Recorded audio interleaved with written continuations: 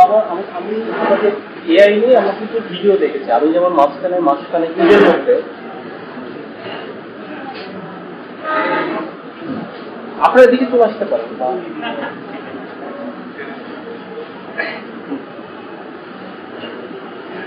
জকক্তর নামকে শুনেছে, মানে ফরাসি দার্শনিক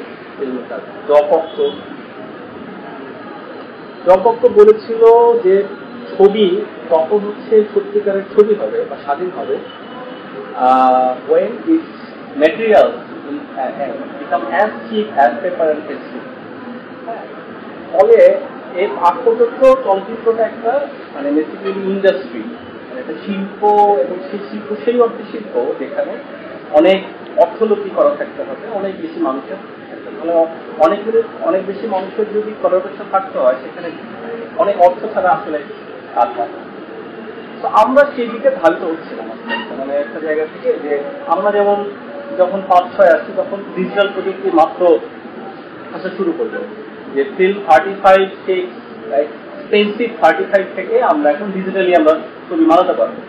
এই জিনিসটা আমাদের কাছে হচ্ছে প্রকট হতে থাকলো। আচ্ছা, তাহলে তো আমরা ছবি বানাতে পারবো, এই জকক্তর কথার দিকে আমরা এগিয়ে যাচ্ছিলাম। এখন সে 35 বিলুপ্ত হয়ে গেছে, ডিজিটাল চলে আসছে। আমাদের কাছে যে ফোন আছে সেই ফোন দিয়ে আমরা যেমন স্লামডগ মিলিয়নিয়ার ছবি যে কালার প্রোফাইলে তৈরি করা হয়েছে রেডের, সেই সেম কালার প্রোফাইল অ্যারিলক্সি উইথ, আমি টেকনিক্যাল টার্ম ব্যবহার করছি, ফ্লোরেস র, অ্যাপেল ফ্লোরেস র যেটা দিয়ে শুট করেছে, সেই জিনিস এখন আমাদের আইফোনে আছে। আইফোন 14 এর পর থেকে সবগুলো ভার্সনে দেওয়া আছে। ফলে we are almost getting close to that equal cinematic look, যেটা আমাকে আগে বিশাল বড় সেট করে করতে হতো, আমি এখন আমার ছোট আইফোনে সেটা পাচ্ছি। ফলে আমরা একটা ছবি বানানোর জন্য আমাদের কাছে 3 কোটি টাকা ক্যামেরার জায়গা আমি এখন একটা আইফোন ভাগ করে নিয়ে এসেও বানায় ফেলতে পারবো, অথবা আমি যদি কিনেও ফেলি পরে বিক্রি করে দিই, সেটা অনেক কস্ট এফেক্টিভ হবে। এরকম জায়গায় একটা চলে আসছে। আমি আইফোনের কথা বাদ দিলাম, আমরা কোঅপারেটিভ করে 5 জন মিলে ক্যামেরা কিনি। কিন্তু মানে আমি আমার জায়গা থেকে বলি, তাহলে অভিজ্ঞতাটা ভালো হবে। মানে আগে সেটা মনে হচ্ছিল যে ছবিতে ক্যামেরাটাও গুরুত্বপূর্ণ, টেকনোলজিটা গুরুত্বপূর্ণ, অর্থটা গুরুত্বপূর্ণ, হ্যাঁ। কিন্তু আমাদের অনেকেই এই জায়গাটা বুঝতে চায় না যে এটা থেকে ছবির ভাষাটা হচ্ছে অনেক গুরুত্বপূর্ণ। কারণ আপনারা যদি ছবির ভাষাটা না জানেন, সেক্ষেত্রে আপনার টেকনোলজিক্যালি যতই হন না কেন আপনি সেটা করতে পারবেন না, মানে ছবি জায়গা থেকে ছবি বানাতে পারবেন না। তো আপনাদের অভিজ্ঞতা তো আরো যেমন আপনারা তো টেকনোলজি রেভলিউশনটা আরো দেখেছেন। মানে আমি 2005-এর কথা আমাকে মনে হচ্ছে যে আমি আগে হইতে আসি। আপনাদের অভিজ্ঞতা বললে তো আরো হবে আর কি। হ্যাঁ, আর এখন তো মানে অনেক কিছুই মানে দেখা যায় কি, মানে অভিনয় শিল্পী ছাড়াও মানে দেখা যায় কি ছবি হয়ে যাচ্ছে মানে ফেলা যায়। আমরা ওরকম ছিল না, মানে আমরা ওরকম মানে আপনার একটা ক্যামেরা দোয়াই হতো, মানে আপনার 40 মিলিমিটার ছবি হতো বা 16 মিলিমিটার আমরা আমাদের কথা বলছি। হ্যাঁ, এখন তো অনেক কিছু পাল্টে গেছে, আপনার তো ডিজিটালি অনেক চেঞ্জ হয়ে গেছে, অনেক সহজ হয়ে গেছে। আপনার ঘরে বসে এখানে বসে আপনি কক্সবাজার বলেন, আপনি ফ্লোরিডা বলেন, আপনি দেখে দিতে পারেন।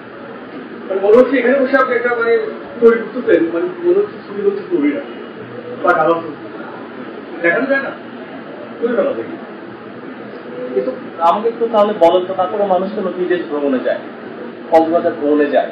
ভ্রমণের তো ফিজিক্যালি সবকিছু একটা মজা আছে না। আমি যদি ফিজিক্যালি দেখা, আর আমি মানে একটা পদের মধ্যে দেখানো একটা ব্যাপার, ওটা তো ভ্রমণে এই জন্য যাবে।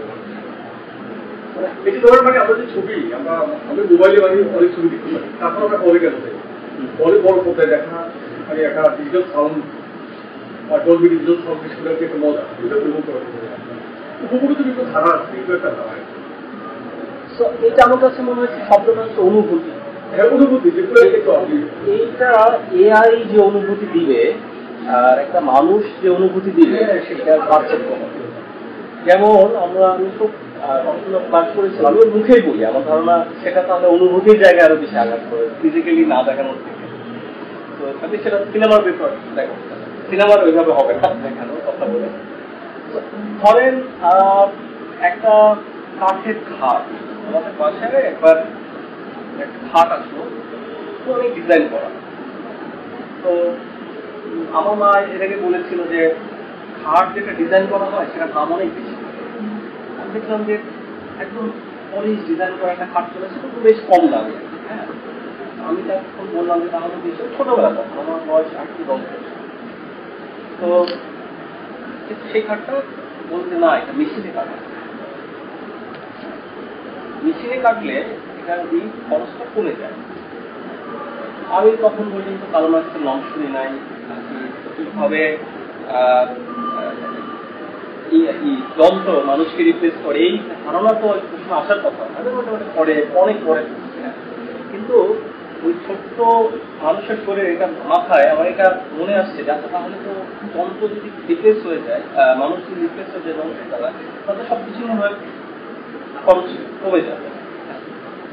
তো এটা পরে আমি অনেক ব্যাখ্যা পেয়েছি যে এটা ঠিক বেঠিক সবকিছু আছে। এখন আমার মনে হয় আমি এই এআই রেভলিউশনের পর আমি ঠিক ওই যে অনুভূতি হয়েছিল আমার 8-10 বছর বয়সে, এখন আমার একদম অলমোস্ট সেরকম অনুভূতি হচ্ছে যে এই যে ছবিটা যখন এআই বানিয়ে দিচ্ছে, আমরা একটা ছবি শুট করার জন্য কি হয়, বিশাল লাইট, আমাদের 2-3টা গাড়ি আছে, 2-3টা গাড়ি তো হয় না, একটা লাইটারের 2টা গাড়ি থাকে, আর্টিস্টের 2-3টা গাড়ি থাকে, একটা বাস থাকে পুরো, হ্যাঁ, খাবারের একটা গাড়ি থাকে, জেনারেটরের একটা গাড়ি থাকে, ক্যামেরার আমরা সিকিউর গাড়ি থাকে।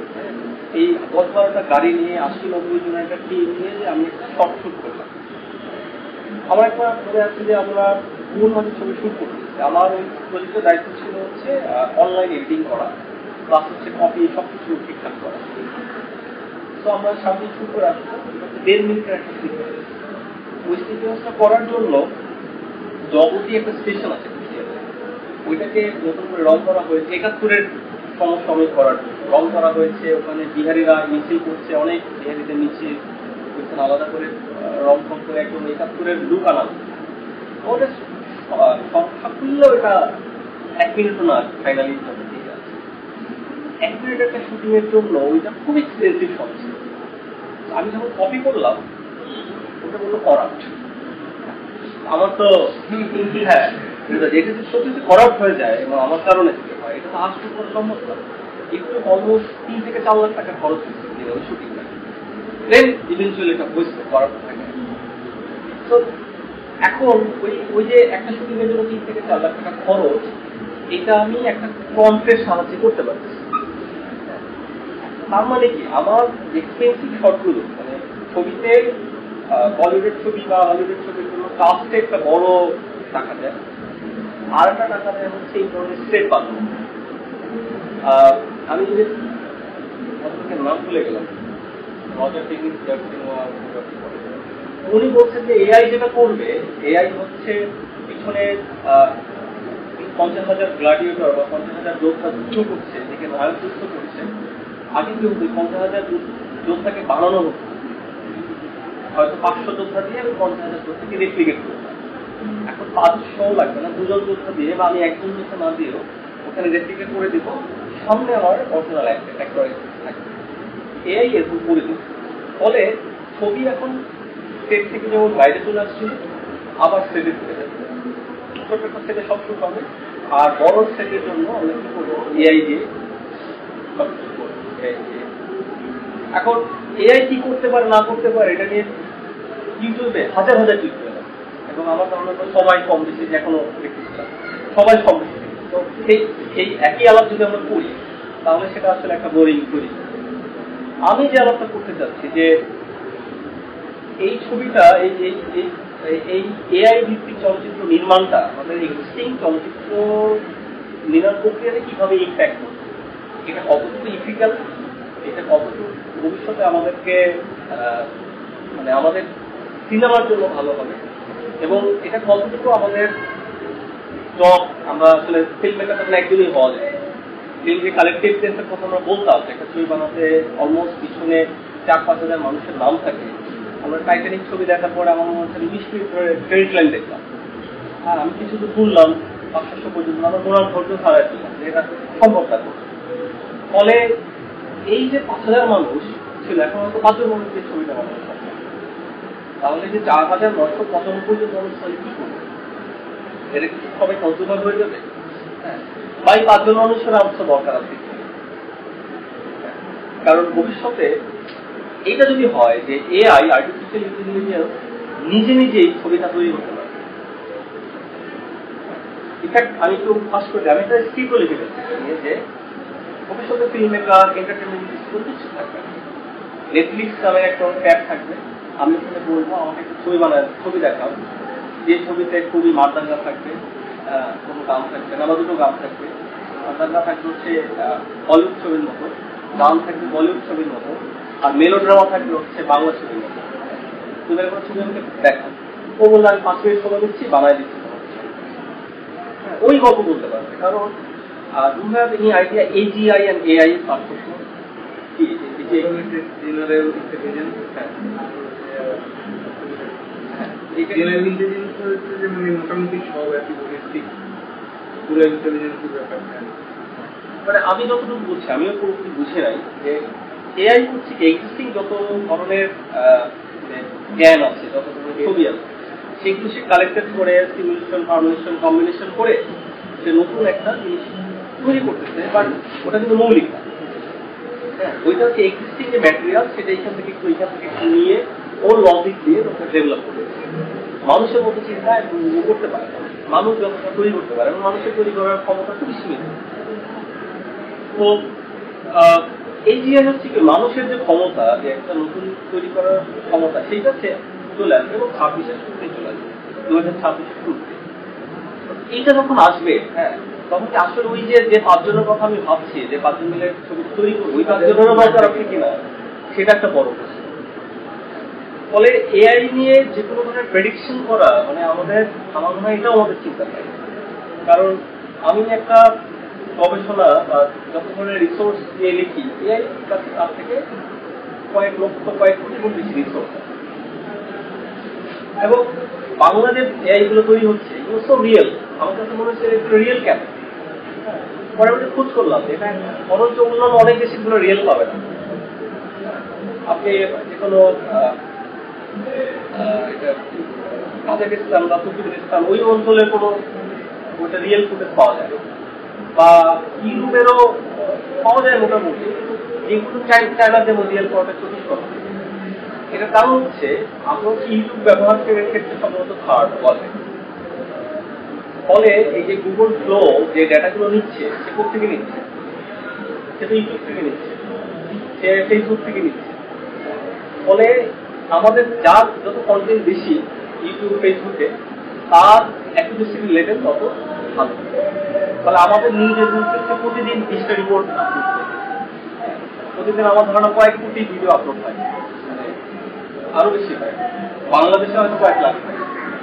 ফলে এগুলো তো হচ্ছে ওর ডেটা বেজিং, ফলে এইটা দিয়ে ও জেনারেট করতে পারছে সহজে, যেটা হয়তো অন্য যেগুলোর এক্সেসিবিলিটি নাই সেখান থেকে করতে পারছে। তো এটা নিয়ে আমি ইথিক্যালি শুনে কথা বলবো যে ভাই আমার ভিডিওতে তুমি বানাচ্ছ, তুমি আমার অনুমতি দিচ্ছ যে তুমি এটা বানাতে পারবা কিনা, কিন্তু অনুমতি নেও নাই, সেটা নিয়ে আমার পরে আসবো। তো আমি আমার আর্গুমেন্টটা হচ্ছে যে এক্সিস্টিং যে ফিল্ম মেকিং যে প্রসিডিউর, সেটাকে সে একটা প্রশ্নের মধ্যে ফেলে দিচ্ছে। আর এটার সুবিধা কি হবে, আমি যদি কোনো সুবিধাগুলো আলাপ করি যে আচ্ছা, এর ফলে যেটা হবে, আমরা যে জব অফর যে আলাপ, যে film making will be genuine and no independent, something শব্দটা ভুলে গেছে, when its material will become as cheap as paper and pencil. তো পেপার এন্ড পেন্সিলের কাছাকাছি চিপ চলে আসছিল আমাদের কাছে, এখন আরো আসছে, মানে এখন আর পেপার এন্ড পেন্সিলও লাগবে না, আমি কিবোর্ড টাইপ করে যেটা মানে পেপার এন্ড পেন্সিল বোঝাচ্ছে যে মানুষের অ্যাক্সেসিবিলিটি যা আছে সেটা দিয়ে সে ছবিটা বানাতে পারে। এখন তার মানুষের কাছে ফোন, ইন্টারনেট, ল্যাপটপ এগুলো খুবই অ্যাক্সেসিবল ম্যাটেরিয়াল, এটা খুবই দুঃসাধ্য কিছু না, তো সেটা দিয়ে সে পারবে, হ্যাঁ, ছবিটা বানাতে পারবে। ফলে এটা ছবির এক ধরনের, এটাকে বলে ডেমোক্রেটাইজেশন, গণতন্ত্রায়ন হয়েছে ছবি। এখন ছবি আর ভাই যার টাকা আছে, যার জ্ঞান আছে, সে বানাতে পারবে, বিষয়টা এমন না। বিষয়টা আমার টাকা নাই, হ্যাঁ, আমার জ্ঞান নাই, কিন্তু আমি ওই কম্পিউটারে বসে বসে বসে বসে ক্লিক করতে করতে আমি ছবিটা শিখতে পারবো। ফলে এক ধরনের গণতন্ত্রায়নের কথা বলতে পারি আমরা। কিন্তু এইটার মধ্যে একটা বড় ফাঁক আছে। সেই ফাঁকটা হচ্ছে যেমন আমাদের বেসিক, আমাদের যেখানে যে ডেমোক্রেসি, সেটার মধ্যে যে কোনো ফাঁক আছে, যে গণতন্ত্রে বলি আমরা যে কেউ নির্বাচিত হইতে পারে, হওয়ার সম্ভাবনা, মানে কিন্তু আসলে তো যে কেউ নির্বাচিত হওয়ার আসলে সুযোগ নাই, থাকে না। কারণ যে নির্বাচন করতে চায় তাকে দিন শেষে অর্থবিত্তের মালিক হইতে, তাকে অর্থ খরচ করতে হবে, তাকে পোস্টার করতে হবে, তার নিজস্ব বাহিনী থাকতে হবে, নিজস্ব পোলিং এজেন্ট থাকতে হবে, ফলে একটা মেকানিজম তৈরি করা, যেটা আমরা আপাতত দৃষ্টিতে ডেমোক্রেসি বললেও সেটা যেমন ডেমোক্রেসি না, সেটার এক ধরনের ক্রিয়েটিভনেস আছে সোসাইটির মধ্যে। হিরো আলমকে আমরা মেনলি হতে দিতে চাই না, হিরো আলম সংসদে কথা বলবে, এটা আমাদের অনেকেরই বাধে, হ্যাঁ, কারণ হিরো আলম তো ওই ক্লাসের না। তো ফলে এই ইস্যুগুলো আমাদের মধ্যে কাজ করে। এই ছবি বানানোর ক্ষেত্রে সেই জিনিসটা কাজ করবে যে আমি কে এক্সেস পাবে, কে এক্সেস পাবে না, এটা তো কোম্পানিরা ডিসাইড করে দিবে। এখন আগে ছিল হচ্ছে আমরা পার্টিকুলারলি 4-5টা দেশের নাম বলতাম যে এই দেশগুলো সারা পৃথিবীকে কন্ট্রোল করে, সবকিছুকে কন্ট্রোল করে। এবং আমার ধারণা এটা 10 বছর লাগবে না, এআই যদি আরো গুণ হয়, কিছুদিনের মধ্যেই অ্যাপল, গুগল, ওপেন এআই, তারপর কে আমাজন,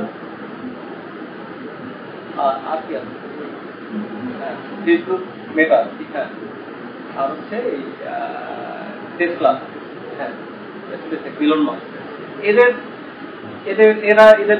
সবকিছু প্রথম 10 জন বিলিয়নিয়ার। হ্যাঁ, তো ফলে হবে কি, আমি আসলে এখন ছবি বানাতে হলে কাকে টাকা দিতে হবে? এই 10টা কোম্পানিকে টাকা দিতে হবে, আমি তার কাউকে টাকা দিব না।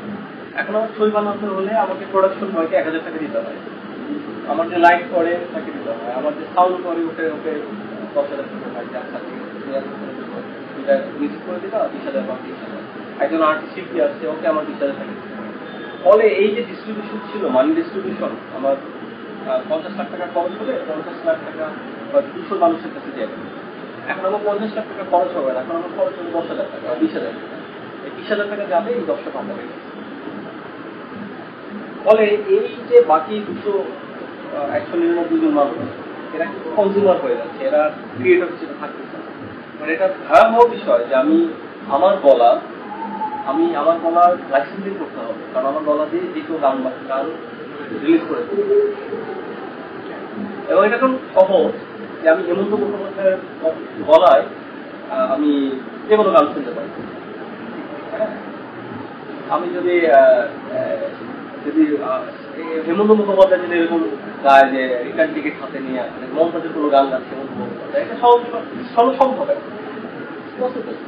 হেমন্ত মুখোপাধ্যায় করে রাখতে সব দিয়ে গেছে, তাই নাই তো ভাই আমার গলা কিছু করতে পারে। ওই সময় আইডিয়া দেখছে।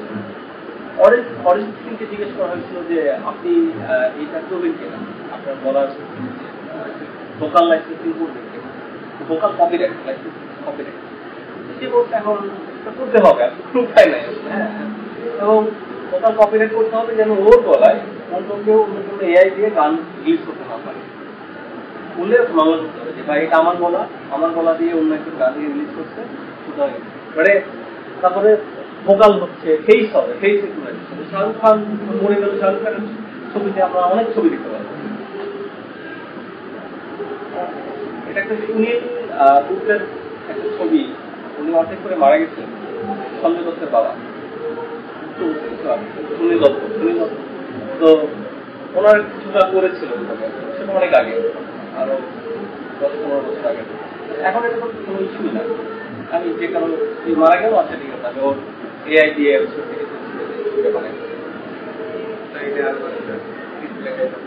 হ্যাঁ। এবং আমরা এটাও করতে পারি যে যে একজন স্ক্রিপ্ট রাইটার, তাকে সে যে প্যাটার্নে স্ক্রিপ্ট লিখতো, যেমন ই পেইন্টার, তাকে জাপানিজ, হ্যাঁ, তো ওর পেইন্টিংস, ওর টাইপের পেইন্টিংস এখন ঘুরে গেল না মাঝখানে, মানে প্রতিটি অনুমতি হচ্ছে, এটা ইথিক্যালি শুনে অনেক আলাপ করেছে। সো আমি তো অন্যদের কাছ থেকে শুনতে চাই, মানে অন্যদের আশঙ্কা কি হতে পারে। আমি পজিটিভ খুব বেশি লিখতেছি না, আমি নেগেটিভ, আমি আমার কনক্লুশনটা দিই যে আমি খুব নেগেটিভ জিনিস দেখি। এখানে যেটা হচ্ছে এআই প্রতি ইনোভেশন বন্ধ করে দিই, কারণ এক্সিস্টেন্ট যে নলেজ আছে সেই নলেজের মধ্যে সে বাইরে বেরোতে পারবে না, কারণ ও তো রিয়েল ওয়ার্ল্ড দেখতে পারে। রিয়েল ওয়ার্ল্ড আমাদের ক্যামেরা দিয়ে দেখে, ও ঢাকা রাস্তাটা বানাচ্ছে যে ঢাকায় যে ক্যামেরায় যানজট, ওইটাই সে ক্যাপচার করে ওইভাবেই সে দেখাচ্ছে। ও ডিউটিতে রুম বানাতে বললে পারবে না যদি ডিউটিতে রুমে 10টা ছবি না পায়, কিন্তু ছবি দিয়ে তো একটা ইমোশন বুঝতে পারে। ঢাকা বিশ্ববিদ্যালয় হয়তো ছবি দেখতে বুঝতে পারবে, অনেকগুলো ড্রোন ফটো কালেক্ট করে বিভিন্ন জায়গা থেকে বিশ্ববিদ্যালয় বানাতে পারে। বিশ্ববিদ্যালয়ের একটা অনুভূতি আছে, ইমোশন আছে, এইটা হবে বেশি। এবং এর ফলে যেটা হবে যে হাতে তৈরি কাঁথা, হাতে নকশা করা কাঁথা, আমি যে কাঠ একদম মায়েরা, নারীরা, পুরুষরা যারা করি, তারা যে ঘরে বসে সেলাই করা, এটার মধ্যে একটা পার্থক্য থাকে। এই পার্থক্যটা হচ্ছে অনুভূতির পার্থক্য।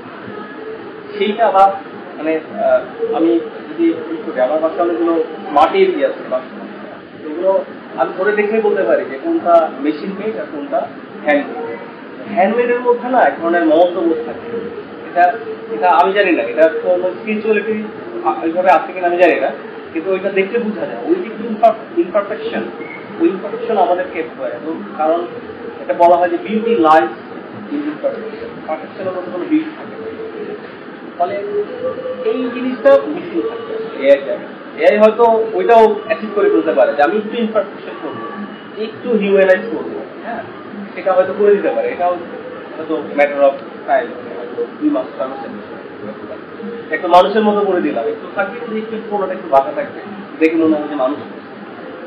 তো তারপরও মেশিন মেড, ওই যে আমি ছোটবেলায় যে খাটের কথা বললাম, যে খাটটা শিল্পী হাতে তৈরি করছে, ওর প্রত্যেকটা খাট আলাদা আলাদা। মেশিন যেটা করে সেটা একদম খাটের ডিজাইনটা সব এক। ফলে হ্যান্ডমেড জিনিসের যে মূল্য অনুভূতি আর মেশিন মেড জিনিসের অনুভূতি পার্থক্য থাকে। আপাতত এখানে শেষ করি। আমি একটু আর কিছু বলতে চাইলে আমি একটু কথা শুনতে।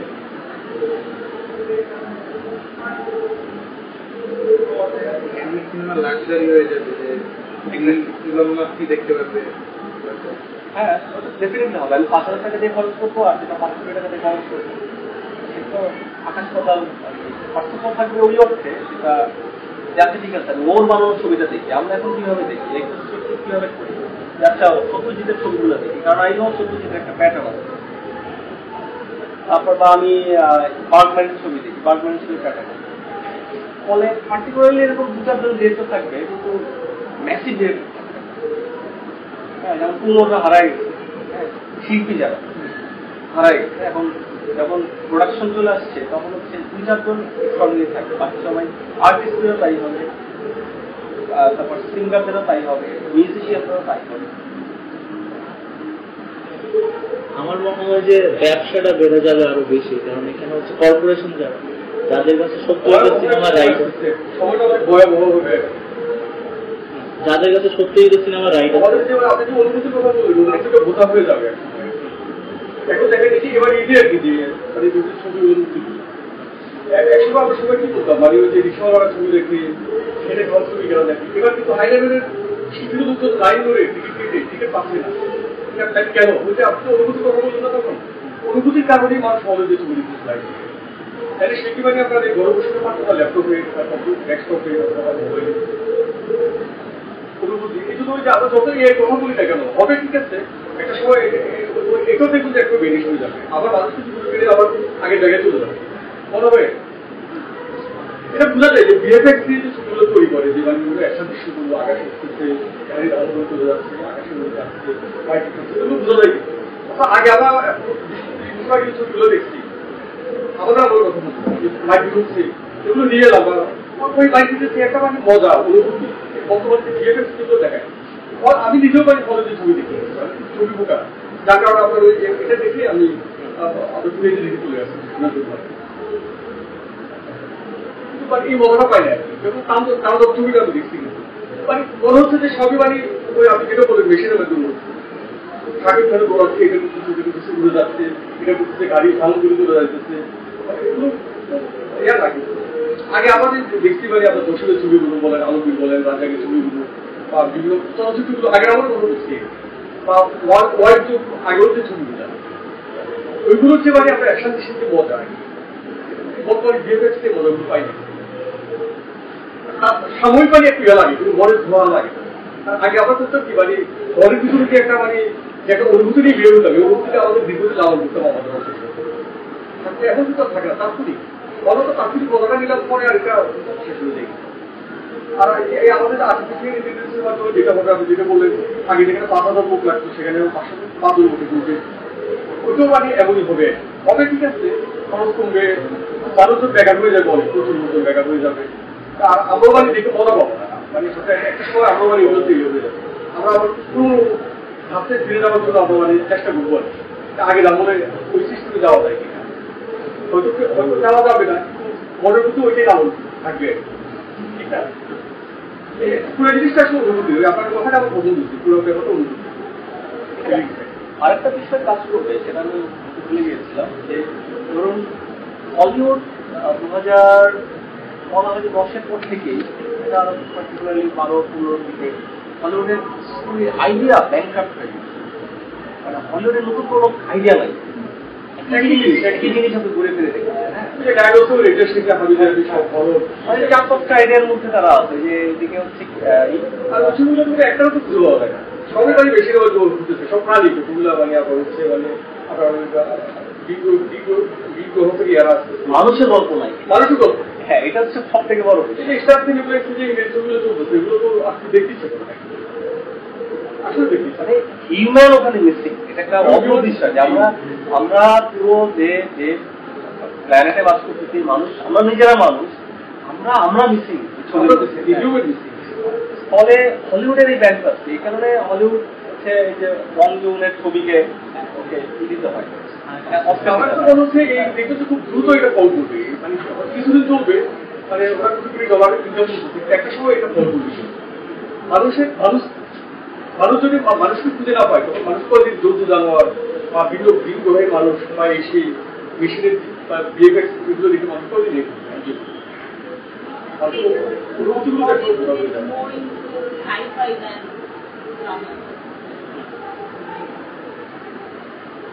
ইউরোপে আবার প্রচুর ড্রামা, আবার হচ্ছে সাইকোঅ্যানালাইসিস বেসড অনেক ছবি হয় ইউরোপে, আর্টাইজ কোরিয়ান ছবিগুলো জানি একটু ভালো হচ্ছে, মানে ওরা কিন্তু হিউম্যান বিং ছবি করে, কোরিয়ান ছবি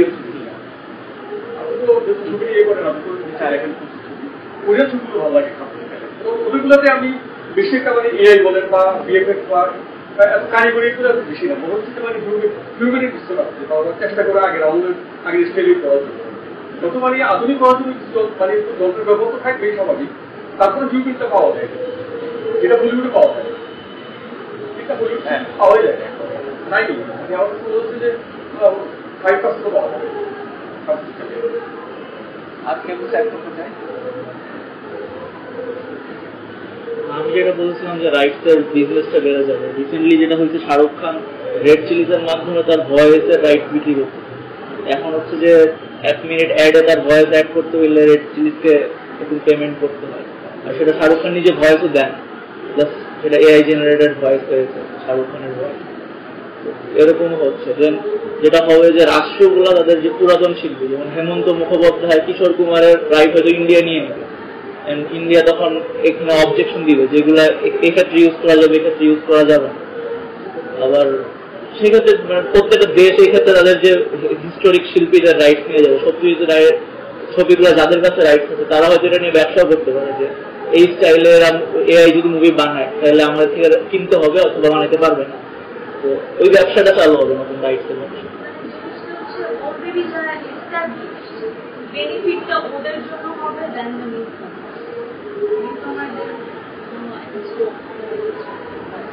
সেটা আমরা ইথিক্যাল ফিকশন আমি আলাপ করবো। তো আমার একটা ছবি দেখানোর কথা আছে, তো সেই ছবিটা আমাকে প্রথমে বলেছিল যে একটু দেখাই ওই ছবিটা, এটা সেটা প্রাসঙ্গিক কি না, পরে দেখলাম যে না, এক ধরনের প্রাসঙ্গিকতা আছে। প্রাসঙ্গিকতাটা হচ্ছে আমাদের এখানে ছবি বানাতে গেলে যে এআই যেটা ফল করবে, আমাদের এখানে তো ছবি হয় নাই, এটা আমাদের ছবি, হাতে গোলা কয়টা ছবি।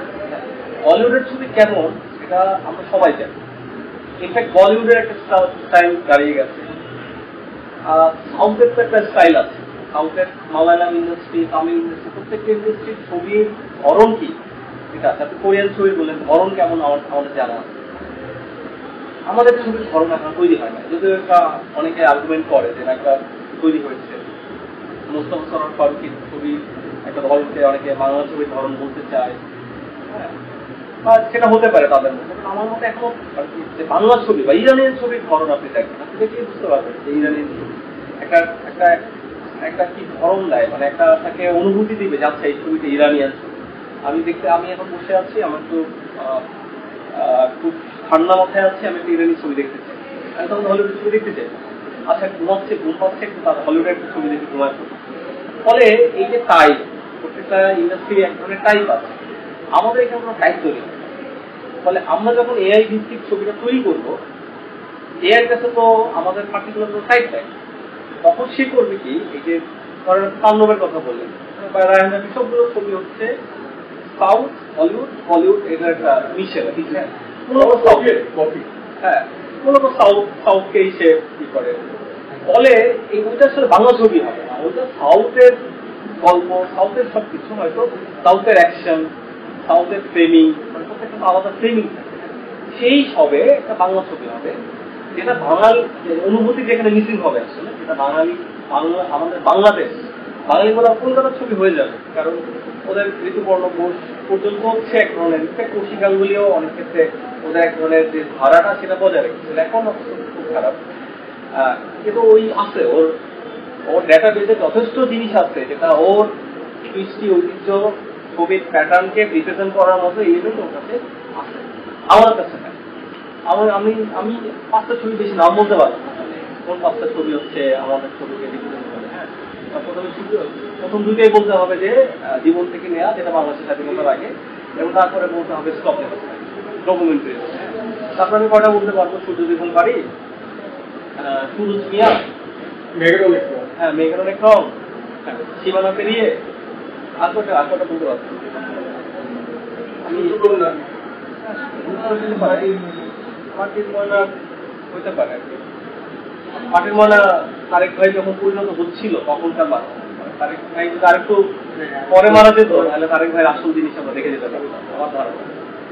তো এই তো 5-7টা ছবি করে, 5-7টা ছবি দিয়ে তো অ্যালগরিদম করবে না, অ্যালগরিদম করবে হচ্ছে এই যে, হ্যাঁ এই আমাদের 90s-এর ছবি থেকে শুরু করে, 71-এর আগের ছবি থেকে শুরু করে 90s-এর 80s-এর ছবি, শাবানা আলমের ছবি, 90s-এর আমরা অশ্লীলতার যুগ যেটা বলি, হ্যাঁ সেই ছবি, প্লাস এদিকে আবার সাকিব খানের যুগ, ইলিয়াস কাঞ্চন, মান্না, এদের যুগ, এই ছবিগুলো ডাটাবেস।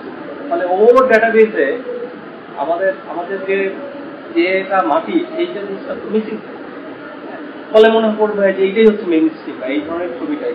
সবগুলো অনলাইনে অ্যাভেলেবল নাই, নিবে আমাদের আর্কাইভ সিস্টেম তো খুবই ভালো, মানে থাকেও না, হ্যাঁ আর থাকলেও সেগুলো যতই এই আসতে কেন, আপনি একটু বললেন যে কিছু ছবিতে ধারা একটু কষ্ট বুঝতে পারে না, এই যে বিদ্যুৎ বলবস যে ধারা, উদাহরণ ছবি ক্যালকাটার যে একটা ধারা আছে, মানে জাতীয় ছবি একটা ধারা, বাংলাদেশেও তো মানে ধরে দেখেন অনেক এডুকেটেড, মানে আপনিও বানান, আপনার ভালো লাগে বা যারা মানে আপনারা কিন্তু মানে ওইভাবে যাবেন না, আপনারা আপনাদের মধ্যে থাকবেন ক্লাসিক্যাল বা কাহিনী ভিত্তিক যেগুলো আপনাদের কিন্তু একটা গ্রহণ পাবো আমার মনে হয়। আরো কিছু ছবি আছে আপনার, যে আপনি যেটা বললেন ইরানিয়ান, চীনেরও কিছু ছবি আছে, সেগুলো কিন্তু একটা ধারা আছে, তাদের ছবিগুলো কিন্তু এখন এআইটা জেনে। ঠিক আমি ফেস্টিভ্যালে চীনের অনেকগুলো ছবি দিতে পারে, একটা সাথে ফেস্টিভ্যাল খারাপ না দেখে আমার কাছে মনে হচ্ছে যে হিউম্যান থিং আছে তাদের ছবি। তারা মানে আপনার ওই যে বলিউড বা হলিউডের মতো মানে একবার কোন ধারা আকাশ সুন্দর এটা সেটা ওইটাই তোলা কাহিনী পাওয়া যায়, যে অস্ট্রেলিয়ার ছবিগুলো তো পাওয়া যায়, রাশিয়ার ছবিগুলো তো পাওয়া যায়, ঠিক আছে। আর কোরিয়ান তো মানে বেস্ট, আমি মনে করি বর্তমানে সবচেয়ে বেস্ট আমার কোরিয়ান বা ইরানিয়ান বা চীন, ওই তিনটা দেশের ছবিগুলো ভালো লাগে। চীন বলেন, ইরানিয়ান বলেন, আর কোরিয়ান ছবি মানে মুক্তি পেলে খুঁজে বের করি, মানে জীবন করে ছবি সেটা নেটফ্লিক্স হোক বা অজর হোক, জীবন খুঁজে বের করে দেখার চেষ্টা করি। আমার ক্ষেত্রে শুনতে হয়েছে, আমি এখন অলমোস্ট ছবি দেখা বন্ধ করে দিচ্ছি, অনেক ক্ষেত্রে প্রতারিত হয়। কেউ যদি খুব রিকমেন্ড করে যে এটা দেখাই উচিত, না দেখলে মরে যাওয়া পাপ হবে, হ্যাঁ তখন দেখি। কারণ আমি একটা সময় দেখতাম ছবি, কিন্তু এখন হচ্ছে খুবই কম, কিন্তু খুব ব্যস্ত থাকি, এখন খুব রিকমেন্ড করলে তখন দেখি। এখানে ক্লাসিক্যাল ছবি, পুরোনো ছবি একবার আবার দেখি, এটা বেটার আর কি আমার কাছে মনে হয়। দেখে অনেক সময় খুব বিরক্ত লাগে। আর বেসিক্যালি আমি এডিট করি, তো ফলে ছোটখাটো মিস্টেক বা ছবি ওইগুলো আমার তখন সুবিধা দেয়, যেটা একটু ছবিটা তো আপনার মনে হয়। হ্যাঁ হ্যাঁ, আমি আপনি দেখেছেন না? ওই ছবিটা দেখা তো দুবই আসছে। আচ্ছা, ওই ছবিটা আমাদের স্যার আর কি স্যারকে আমি ছবিটা দেখা। আচ্ছা ছবিটা আমরা দেখাবো, ছবিটা খুবই বোরিং। হ্যাঁ, আমি বলে নিই আগে, খুবই বোরিং মানে খুবই বোরিং। এখন আমি বোরিং ছবি কেন বানালাম, আমি এটা এই ব্যাখ্যা ওই আলোচনা থেকে এখানে আসছি। আমরা এই ছবিটা আমরা শুটিং করেছিলাম 2022-এ। হ্যাঁ, এবং 22-এ মূলত এই ছবিটার কোনো স্ক্রিপ্ট ছিল না। আমরা যখন পাহাড়ে যাই, আমি একটা মারমা ভাষা করছি, মারমা ভাষা, জি জি, মানে মারমা ভাষা বাংলাদেশের প্রথম চলচ্চিত্র, আমি যখন জানি আরেকজন করেছিল মারমা ভাষা। আমি কিছুটা জানি, কিন্তু আপনার কাছে সম্পর্কে দেখলাম যে বিভিন্ন নিউজে বা রিভিউতে আপনার সঙ্গে লেখা হচ্ছে। আচ্ছা, আমি দেখিনি অবশ্য। হ্যাঁ হ্যাঁ, লেখা হচ্ছে মানে প্রথম চলচ্চিত্র হিসেবে সবাই আরেকটা অন্য একজন দাবি করে যে ওনার ছবি মারমা ভাষা করছে, সেখানে আমার কোনো সমস্যা নেই। এই ছবিটা মূলত আমি ডকুমেন্টারি বানাতে গিয়েছিলাম। আমি 2020 থেকে একটা মারমা পাড়ায় যাই, রাঙামাটি। তো আর আমার বন্ধু ও ডিএফএসের মেম্বার, হচ্ছে 2012 থেকে। হ্যাঁ, আমি এনজিওর কাজ করি, কিন্তু আমি ফান্ডে কখনো ছবি বানাবো না যদি আমার শর্টের সাথে না যায়। আমার কথা 15 তো আমরা এরকম ছবি বানিয়েছি, তো এক্সপেন্সিভ এত আমরা করতে পারি না, ফলে আমি ডকুমেন্টারি দিকে সুইচ করি। এবং আমরা এই মারমা পাড়াটায় আমি বলছি 2020 থেকে আমি যাই, তার আগে আমার বন্ধু 2012 থেকে ওখানে মোটামুটি 2-3 বছর ছিল। তো ফলে আমার ওদের সাথে একটা খুবই ভালো আন্ডারস্ট্যান্ডিং ছিল। এবং ওদের নিয়ে একটা ডকুমেন্টারি কেন না বানায়।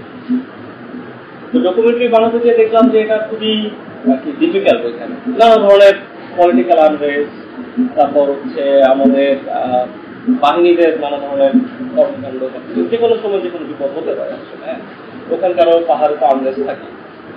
ফলে আমার কাছে মনে হলো কি করা যায়, যদি এই ডকুমেন্টারিতে আমি যে কথাটা বলবো সেই আলাপটায় যদি আমি একটা ফিকশন দিয়ে বলতে পারি, তাহলে তো হয়ে গেল। এখন ফিকশনটা আমার সরাসরি বলা যাবে না, কারণ 2022 তখন মানে যদি আমি ছবিটা বানানোর পরে যদি আবার কোনো ঝামেলা করে, আমি রেটরিক্যালি বলতে চাই যেটা শুধুমাত্র পাহাড়ের ওরাই বুঝতে পারে। হ্যাঁ, এবং আমি তারপর একটু ক্লু দিয়ে নেই যে একটা মারমা ছেলের জীবনের মানে প্রবলেম কোথায়। মানে সে তার ঐতিহ্যগত জায়গা থেকে স্বীকার করে, কিন্তু সে তার ধর্মের জায়গা থেকে বুদ্ধিস্ট, যেখানে স্বীকার করা অন্যায়। আবার তাকে খেতে হয় হচ্ছে স্বীকার করে। আবার আমাদের রাষ্ট্রীয় আইন বলছে তুমি বর্ণে স্বীকার করতে পারবা না। ফলে এই যে ত্রিমুখী এবং চতুর্মুখী আবার সোসাইটিতে এক ধরনের আছে খারাপ ছিল, এই এতগুলো বহুমুখী দ্বন্দ্ব এটার মধ্যে তো ওরা বসবাস করে। এটা আমি ওদের সাথে কথা বলে পারি। আরো অনেক কিছু আছে, আমি খুবই সিম্পলি কল্পনা করতে চাচ্ছি যে ওর গল্প থেকে, এবং তারা কানেক্ট করতে পারে, যেহেতু ভাষা সবকিছু মিলে ওদের জন্য কানেক্ট করা সব। আমরা দেখি, তারপর আলাপ করবো।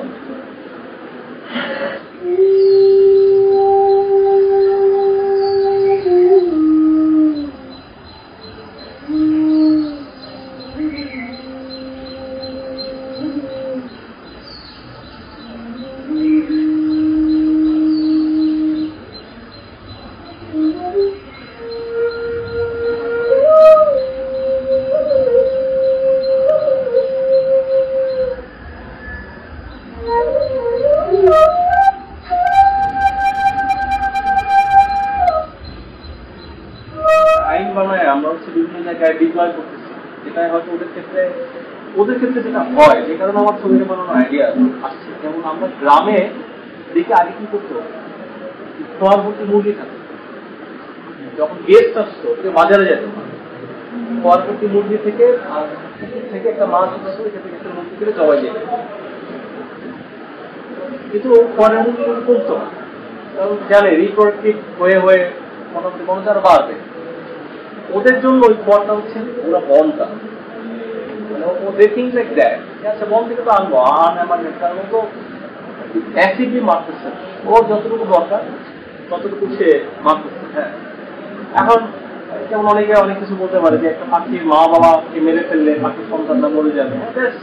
আমি টোটালি এগ্রি করি, কিন্তু আমি তো এই যুক্তিতে যারা হচ্ছে বিভিন্নভাবে পাখি শিকার করতেছে, এবং ফরেস্ট ডিপার্টমেন্টের লোকরা যেভাবে বনজ বৃক্ষ কেটে যাচ্ছে, সেগুন মানে যেগুলো কাঠ বর্ধনকারী গাছ সেগুলো লাগাচ্ছে, এটা কেন লাগাচ্ছে? তো প্রোডাক্টিভিটির কথা চিন্তা করে, তারা তো ওইটা চিন্তা করে না। ফলে আমরা যে সিভিলাইজ যারা বলতে চাচ্ছি, তারা তাদেরকে প্রোটেস্ট করে, তাদেরকে কোনো কর্মকাণ্ডকে প্রশ্নবিদ্ধ না করে, বরঞ্চ যারা হাজার বছর ধরে বেঁচে আছে তাদের কর্মকাণ্ডকে প্রশ্নবিদ্ধ করার জন্য আইন, কানুন, নীতি, নিয়ম সবকিছু তৈরি করছে, মেকানিজম তৈরি করা হচ্ছে।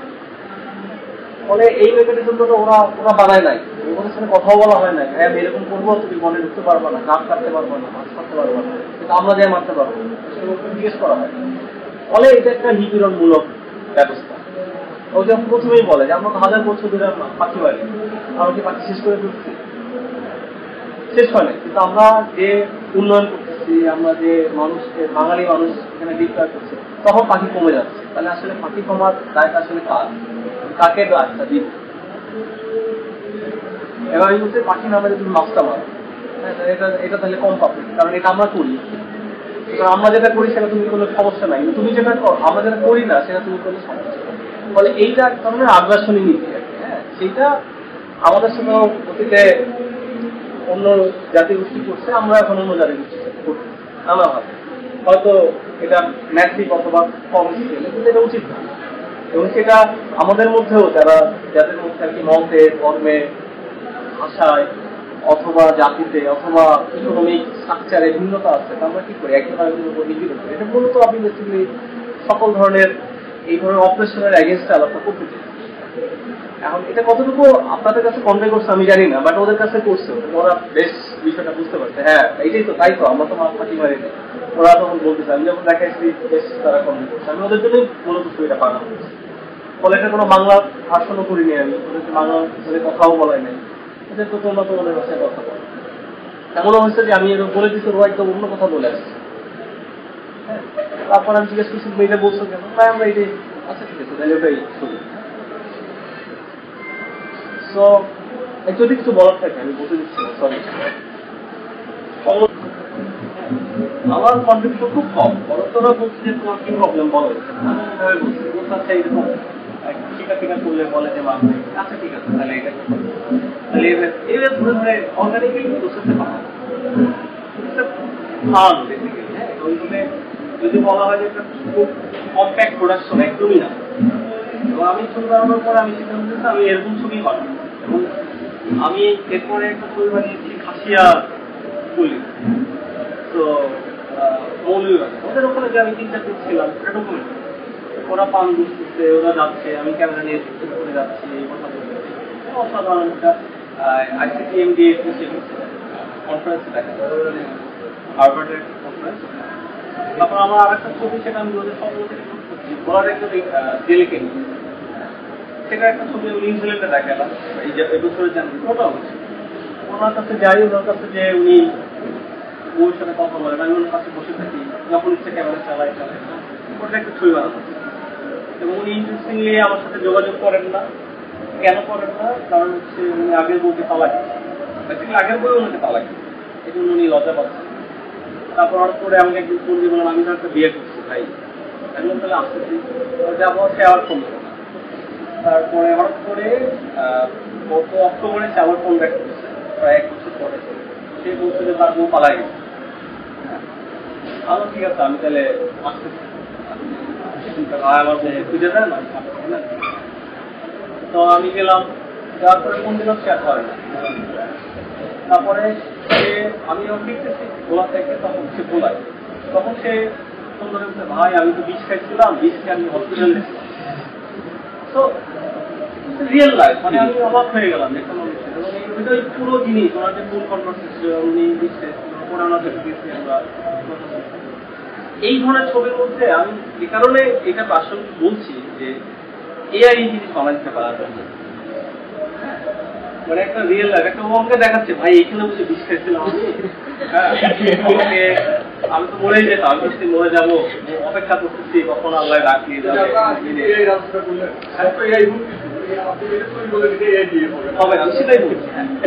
সে হচ্ছে বিষটা দেখাচ্ছে, তারপর বলছে যে আমি বিষকে করেছিলাম মরার জন্য, তারপর নাকি 4টা লোক পাস খেলতে আসছে, টাকার বিনিময়ে খেলবে, খেললে ও খেলতে হচ্ছে যে এই ধরনের ছবি থাকবে আসবে।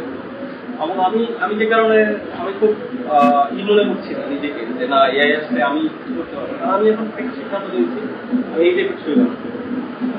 আমি যেমন মিলন সিংহ নিয়ে একটা ছবি বানাচ্ছিলাম, পরে এই জুলাই আন্দোলনের কারণে অনেক ধরনের তবে এখন আমি রিক্সা হ্যান্ড শ্রমিক মুভমেন্ট নিয়ে অনেক লম্বা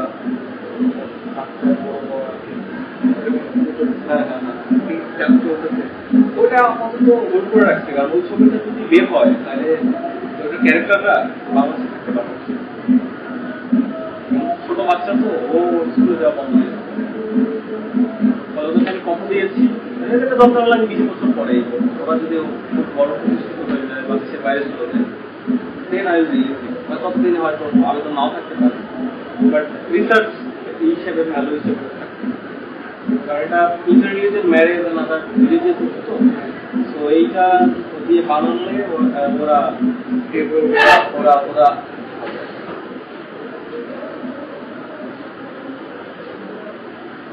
বলে এআই কাছে এই মনুষ্যগুলো নাই, এবং আমাদের Bangladesh still virgin land for documentary and real যেগুলো বাংলাদেশকে রিপ্রেজেন্ট করে। আমি যদি একটা প্রশ্ন করি যে বাংলাদেশের ছবি লাস্ট কবে আমি ঢাকাকে দেখছি, একদম এক্সাক্ট ঢাকা বলতে বুঝেছি ঢাকার ট্রাফিক জ্যাম, এই যে ঢাকার মানুষজন হেঁটে যাচ্ছে, ফুটপাত হচ্ছে, মানুষজন জিনিসপত্র নিয়ে বসে আছে, চায়ের দোকান, কোন ছবিটা আছে এত কিউটি নাম দেখি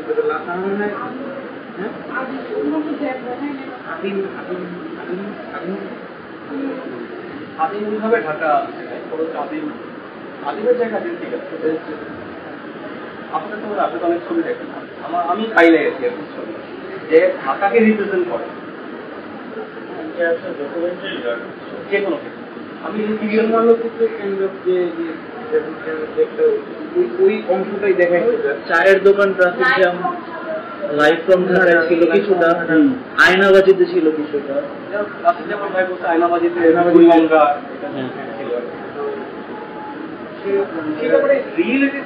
খুব কম, খুবই কম। মানে কলকাতার একটা ছবি দেখলে আমি কলকাতার গলি দেখতে পাই, হ্যাঁ আমি ঢাকার গলি কটা ছবি দেখতে পাই। ইয়াং এর মধ্যে দিলেন আছে, দিলেন কে? আমাদের রাষ্ট্র ব্যবস্থা, আমাদের সিস্টেম, আমাদের চিন্তার যে অস্বীতি, যে প্যাটার্ন, এটা তো দিলেন। মহাজন রাগ করবে, মহাজন ওদেরই মহাজন, ও রাগ করবে ও সিস্টেমের কাজ, ওকে এসে জবাব দিতে ফলে বলতেছে যে এই যে গভর্নমেন্টের ওয়ার্ক যারা কনস্ট্রাকশন কারা করতেছে আমি জানি না, এবং আমাদের দিলেন দেখা যাচ্ছে যে গুলি করতেছে, আমরা তো চেয়ারে দেখি না, দূর থেকে দেখে দেখাতে পারতাম কাছে যে এই দিলেন হাসি দিয়ে গুলি করতেছে, মানে বাংলা ছবিতে যেটা হয় হা হা পাখি তোকে মেরেছে এরকম বলতে পারতাম। ক্যামেরার দিকে একবার তাহলে হবে। হ্যাঁ, এটা কেন করা হলো? খুব ডেলিভারিটলি করা হয়, কারণ হচ্ছে যে দিন শেষে মানুষ তো খারাপ না, মানুষ হচ্ছে সিস্টেমের দ্বারা পরিচালিত। বলে আমি যদি খুব খারাপ ভালো হই, এটাও যে আমার দায় যে ভাই আমি খুব ভালো এই জন্য ভালো, বিষয়টা এরকম না। সিস্টেম মেক মি গুড, এখানে জেনেটিক ইস্যু আছে, তারপর আমি কোথায় সোশ্যালাইজেশন, প্রসেস ইজ ইম্পর্টেন্ট, এটা বিশেষ বক্তব্য। কি অবস্থা হচ্ছে আমার আইডেন্টি প্ল্যানের বক্তব্য যে আমরা সবসময় ওই ফিলসেন্স বইতে আসি যে আমরা সবসময় যদি এন্ড রেজাল্ট চিন্তা করি তাহলে হবে না, প্রসেস ইজ অলসো ইম্পর্টেন্ট। কোন প্রসেসে তৈরি হচ্ছে সেটা গুরুত্বপূর্ণ। এটা আমি আমাকে বলতো না ভাই প্রসেস না, এন্ড রেজাল্ট দেখছি। এবং এটা নিয়ে আমি আগে উদাহরণ দিতাম, মানে গত সরকারের আমলে যে শেখ হাসিনা উন্নয়ন করতেছে, ওকে খুব ভালো, তোমার কথা মেনে নিলাম যে এটাই উন্নয়ন, আমার যদি উন্নয়নের কনসেপ্ট আলাদা, কিন্তু প্রসেসটা কি, কোন প্রসেস উন্নয়ন হচ্ছে, হ্যাঁ ওইটা তো হবে না। সুতরাং আমাকে প্রসেসটা গুরুত্বপূর্ণ। আমি যদি ডেমোক্রেসি অক্ষুণ্ণ রেখে যদি একটু কম উন্নয়ন হইতো, ওইটা সাস্টেনেবল হইতো, ওটা প্রপার হইতো, ওটা দেশের জন্য ভালো হইতো। তারা বলতো না ভাই সব স্বৈরাচার হয়ে উন্নয়ন করলেও এটা উন্নয়ন, দেখবেন মানুষ সবাই মনে রাখবে, সেখান থেকে 1000 বছর, 2 দিন মনে রাখে না চলে যাবে। চালিয়ে যেতে হবে। ফলে তো এইটা চাইনিজের সুন্দর করে বলছে যে ছবি বানানোর ক্ষেত্রে ছবি খারাপ হতে পারে, এই জিনিসটা খারাপ হতে পারে, বাট দেখি বলতো প্রপার প্রসেস। তাহলে আমিও আগে মনে করতাম যে ভাই যাই হোক প্রসেসটা দরকার নেই, আমার ফাইনাল রেজাল্টটা ভালো। কিন্তু আমি এটা যখন পড়ি 2013-14-তে সেন্স এন্ড ফিল ফর্ম, এই দুই বইটা পড়লে অনেক ধরনের আইডিয়া কি হয় যে কেন মমতাজ রাশিয়ান আবিষ্কার করলো, কেন আমেরিকানরা করলো না, এটা জানা আছে কেন রাশিয়ান আবিষ্কার করলো। আরো হচ্ছে রাশিয়ানরা কি করছে যে বলে মার্কসের যে ডায়ালেকটিক্স এইটাকে সিম্পল করে নিয়ে আসতে চাই। সেই ডায়ালেকটিক্স আমি সিম্পল করে কাজ করি। ডায়ালেকটিক্স থিসিস অ্যান্টিথিসিস সিনথেসিস, আমি একটা সিদ্ধান্ত। তো কি হলো এটাকে যখন লেফট করছে মস্কো ইনস্টিটিউট করলে short A short B hard B, তাই না? তো ওভাবেই তৈরি হলো। যেখানে আমেরিকানরা এভাবে চিন্তা করে, আমেরিকানরা ইকোনমিক্যাল শর্ট দিয়ে তৈরি করেছে একটা পর একটা। ফলে এগুলোর তো একটা ফিলোসফিক্যাল ধারা থাকে যে আকাশ থেকে কোনো কিছু হয় না, হুট করে র্যান্ডমলি কোনো কিছু বের হয়ে গেল, সেটা এরকম না। বিষয় একটা দর্শনগত অবস্থান। ফলে এই দর্শনগত অবস্থান, এই ডেটাবেস বা যেটাকে বলি আমরা হিস্ট্রি, প্রিজার্ভ ম্যাটেরিয়াল, এই জিনিসগুলো এআই কাছে পার্টিকুলারলি কিসের মতো আছে, মানে একটা ক্যাপিটালিস্ট সোর্সের কাছে। সেই ক্যাপিটালিস্ট সোর্স কখনোই চাইবে না সেইটার মধ্যে এক ধরনের সোশ্যালিস্ট সমাজতান্ত্রিক বা কল্যাণ রাষ্ট্রের ধারণা যুক্ত। কল্যাণ রাষ্ট্রের ধারণা যুক্ত হলে ওখানে কনজিউমার কমে যাবে। কনজিউমার কমে গেলে এই যে দশটা ইয়ে আছে সে তারা ও চায় যে আমি ঘরে বসে সারাদিন নেটফ্লিক্স, অ্যামাজন প্রাইম, তারপর হচ্ছে অ্যাপল ফোন নিয়ে কি করবো, ও চায় এইটা যে আমি ঘরে দিতে থাকবো। তারপর আমার রোগ হবে, ওদের ওষুধ কিনলে ওরা পেটেন্টের টাকা দেবো, ওদের স্ক্যানিং মেশিন দিয়ে আমার রোগের চিকিৎসা করা হবে, এটা হলে ওরা টাকা পাবে। কিন্তু ও চায় না যে আমি যে গ্রামে যে নদীর পাশে বসতে বা যে পাহাড়ে যে এখানে একটা নদীর পাড়ে যেখানে যে বসে থাকার যে আনন্দ, এইটা আমরা কিন্তু ও চাই।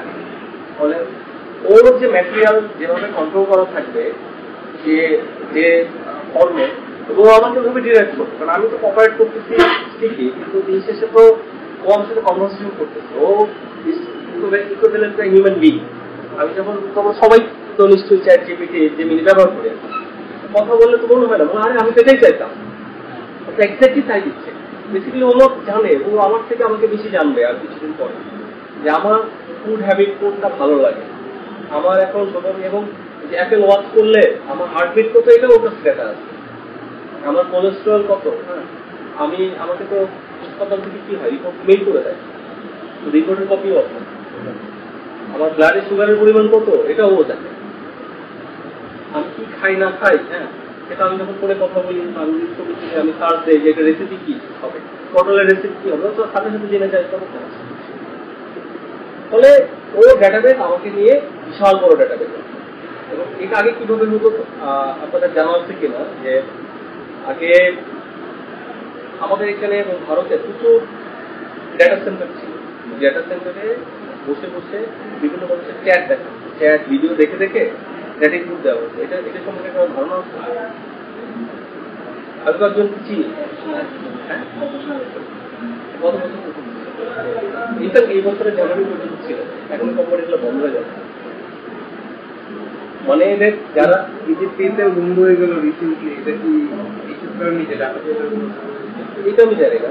কিন্তু ওইটা ডাটা সেন্টার ধরো তুমি তোমার মেসেজ মেসেঞ্জারের মেসেজ তোর একজনকে দিল যে তোমাকে আগামী 2 দিন তোমার যত মেসেজ আছে সেগুলো তুমি পলিসি ভায়োলেট করছো কিনা এগুলো বলে ওরা। তোমার চয়েস তুমি কি কোনো কেনাকাটা করছো কিনা, তোমার ডিজাইন কোথায় খায়, এগুলো ডেটা সেট আছে, ওগুলো হচ্ছে ইনপুট করা। ওগুলোই তো দেখে কোম্পানির এটার জন্য আলাদা করে একটা মানে বাংলাদেশ, ভারত এবং পাকিস্তানে বিশাল ডেটা সেন্টার ছিল, এখনো অনেকগুলো বন্ধ হয়ে যাচ্ছে, যারা ইনপুট গুলো ম্যানুয়ালি দেয় দিত এতদিন। আমি 3-4 জন আছি তাদের খুবই স্ট্রিক্টলি বলা আছে এই জিনিস কখনো কোথাও শেয়ার করা যাবে না। সবাই বলবে আচ্ছা আইটি ফার্মে চাকরি করি বা আইটি সেন্টারে চাকরি করি, কল সেন্টারে চাকরি করি, কল সেন্টারে এখন মানুষ কেন চাকরি করি, ওদের একটা ইনস্টিটিউট বলা আছে যে মানে ইন্ডিয়া থেকে সিলিকন ভ্যালি এগুলো অধিকাংশই ভুয়া, অধিকাংশ সেই সব ডেটা সেন্টার ছিল।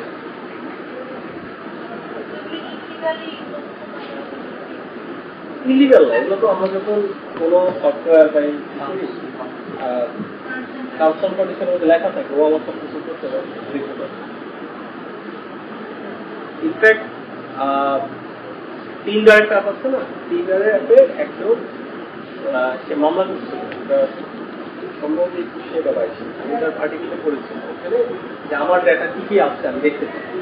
সেখানে মামলা কিছু জমা করে বিভিন্ন কোম্পানি ডাটাটা বাদ করেছে। এখানে ও জাস্ট 1 মাস ব্যবহার করছে, ও 60 পেজের ডেটা সেট, 60 পেজ 1 মাস ব্যবহার করছে। ফলে ও কোথায় গেছে, কার সাথে গেছে, কি খায় না খায় সব ডেটা চলে গেছে। ফলে এটা সেলিং করা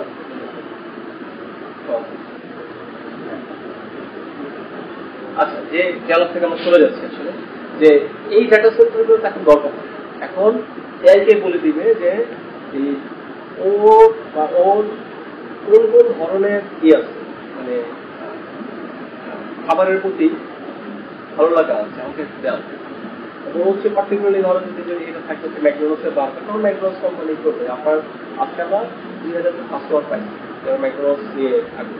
তাহলে আমি তাকে ওই তোমাদের কিন্তু তোমাদেরকে একটা দেওয়া যায় টাকা দিয়ে সেল করে। মানে এইরকম একটা এক্সট্রিম ক্যাপিটালিস্ট ফর্মে, যেখানে আগে ক্যাপিটালিস্ট বলতাম আমরা রাষ্ট্রগুলো, যে রাষ্ট্র পার্টিকুলারলি 5-6টা রাষ্ট্র যারা যুদ্ধবাদ ক্যাপিটালিস্ট পুরো পৃথিবীকে কন্ট্রোল করে। এখন রাষ্ট্রের হাত থেকেও এই বিষয়গুলো বের হয়ে যাচ্ছে, যে কারণে ইলন মাস্ককে ট্রাম্পকে সমর্থন দিতে হয় যেন ওর বিজনেস থেকে রাখার জন্য একটা রাষ্ট্রের সহযোগিতা পায়।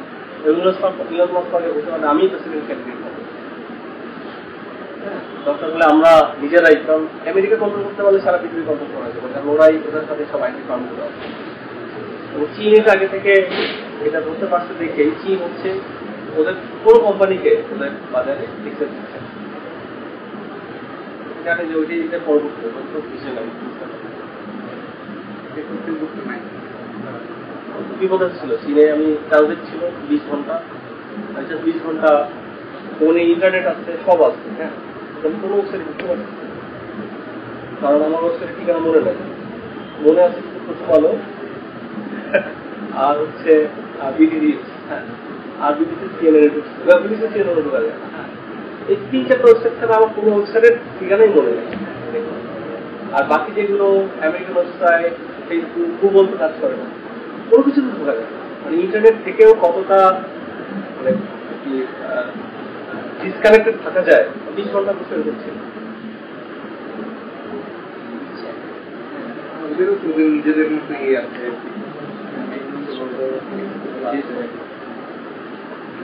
আচ্ছা, এখন আমি জাস্ট ইথিক্যাল ভ্যালুটা নিয়ে আলাপ করি, 7টা বাজে প্রায়।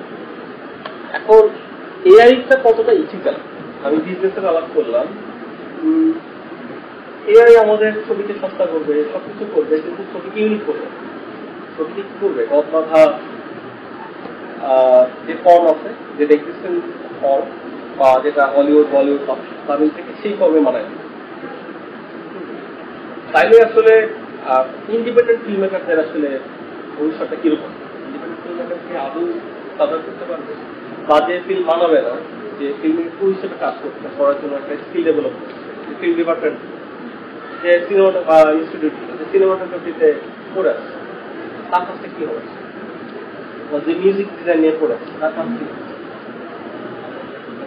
বা যে কপিরাইট লিখতেছে তার কাজ কি হবে। এখন তো এআই তো অনেক ক্ষেত্রে তাদের থেকে ভালো কপিরাইট। এইটা একটা ইস্যু, এটা একটা এই ইস্যু পালমার্স অনেকে বলে গেছে যে মেশিন দিয়ে যা হবে আসলে এটা আমরা ফলে এটাকে একটা কন্ট্রোলের মধ্যে আনতে হবে। প্রবলেম হচ্ছে সেই কন্ট্রোলটা স্টেট করতে, সেই স্টেট নিয়ে আমাদের ইচ্ছে যে কোন স্টেট করতে না, স্টেট অত অথরিটারিয়ান হয়ে যাচ্ছে। এখন স্টেটের কাছ থেকে সেইটা অনেক ক্ষেত্রে কোম্পানির জায়ান্ট কোম্পানিগুলোর সাথে শিফট হচ্ছে, এটা সব থেকে ভয়ের বিষয়। আর ইলন মাস্কের মতো যদি পাগলা টাইপের কারো কাছে চলে যায়, মনে হবে যে কাল থেকে পুরো অ্যাকাউন্ট বন্ধ করে দিচ্ছে, তোমার এআই এক্সেস নাই, করতে পারে না, কারণ ওরা স্টার্লিং চালাচ্ছে, নেটওয়ার্ক চালাচ্ছে, টুইটার চালাচ্ছে, তখন বন্ধ করে দিচ্ছে। তো ওইটা একটা মানে আমরা এখন ফ্যাসিস্ট শব্দটা যখন বলবো, ও তো ফ্যাসিস্ট আচরণ করার সর্বময় ক্ষমতা অধিকার, মানে এইটা একটা ইথিক্যাল ইস্যু। আমি কার কাছে আমার জিম্মা দিচ্ছি। এখানে ইন্টারনেট যখন শুরু হয় তখন বলা হয় যে ইন্টারনেট হবে ফ্রি। ইন্টারনেট কিন্তু আসলে ফ্রি, ইন্টারনেটের কিন্তু কোনো নাই, চার্জ নেই, এটা আমরা সবাই জানি। কিন্তু ইন্টারনেটের জন্য যে টাকাটা দেয় সেটা দিয়ে হচ্ছে প্রোভাইডারকে, সার্ভিস প্রোভাইডারকে। সে আমাকে ওইখান থেকে ইন্টারনেটটা নিয়ে এসে আমাকে জন্য দিচ্ছে, এটার জন্য একটা সার্ভিস, কেবল সবকিছু ব্যান্ডউইথ দিচ্ছে, এইটার জন্য আমি তারা টাকাটা দিই। ইন্টারনেট ইনস্টল হচ্ছে ফ্রি, গভর্নমেন্ট কিছু টাকা নেয়। আর তো ইন্টারনেট তো আসলে ফ্রি না, হ্যাঁ এখন ইন্টারনেট তো নানাভাবে এক্সপেন্সিভ হয়ে যাচ্ছে। স্টারলিং বা অন্যান্য এরা তো ফ্রি দিচ্ছে না আমাদেরকে, এ বলবে আমি সার্ভিস হিসেবে দিচ্ছি। সেকেন্ড হচ্ছে ওপেন এআই নামটাই করা হয়েছিল যে এটা একটা নন প্রফিট অর্গানাইজেশন হবে, হ্যাঁ। তারপর এটা তো আসলে নন প্রফিট নাই। ইলন মাস্ক এখানে যে নাম স্যাম অল্টম্যান, হ্যাঁ, ওকে তো এই কারণেই ফান্ড করছিল, পরে তো সরে আসছে। ওপেন এআই তো ওপেন না, এখন হাইলি বিজনেস করে,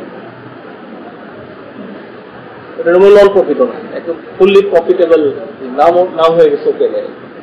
এবং এইটা বিষয়টা হচ্ছে এরকম যে নিউ লিবারেল ইকোনমির মধ্যে নয়া উদারনৈতিক অর্থনীতি, তাই তো উদার বলতেছে, কিন্তু বেসিক্যালি এটা আরো বেশি ক্লোজ, কনজাস্টেড। নামটা দিয়ে এটাকে আমাদের কি করা হয়, হালকা করার চেষ্টা করা হয়। এটা হচ্ছে শব্দের রাজনীতি আসলে। তো এটাকে ওপেন এআই নাম দিয়ে বেসিক্যালি আমাদের একটা কাজ, ওপেন এআই মানে সবার জন্য ফ্রি। এবং আমি তো অ্যাপারেন্টলি মনে হয় যে আচ্ছা একটা আমাদের ফ্রি দিচ্ছে, কিন্তু আসলে এটা তো ফ্রি না, এটা নানাভাবে আমাদেরকে আমাদের ইনফরমেশন দিচ্ছে, আবার টাকা দিলে ওটাও নেবে।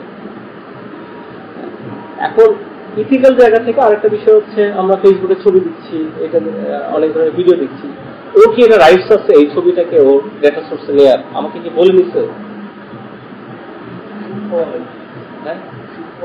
কোথাও তো বলে নাই যে আমি এটা এআইতে ব্যবহার করবো। যেমন মোর্শেদুল ইসলাম, একবার মোর্শেদ ভাইয়ের বাসায় গেলাম, মোর্শেদ ভাই অভিযোগ করলো যে বঙ্গের বিরুদ্ধে মামলা করে দিবে। হ্যাঁ, কেন? বঙ্গবিডি হচ্ছে তার ছবি, তার সবগুলো ছবি হচ্ছে অনলাইনে রিলিজ করে দিচ্ছে।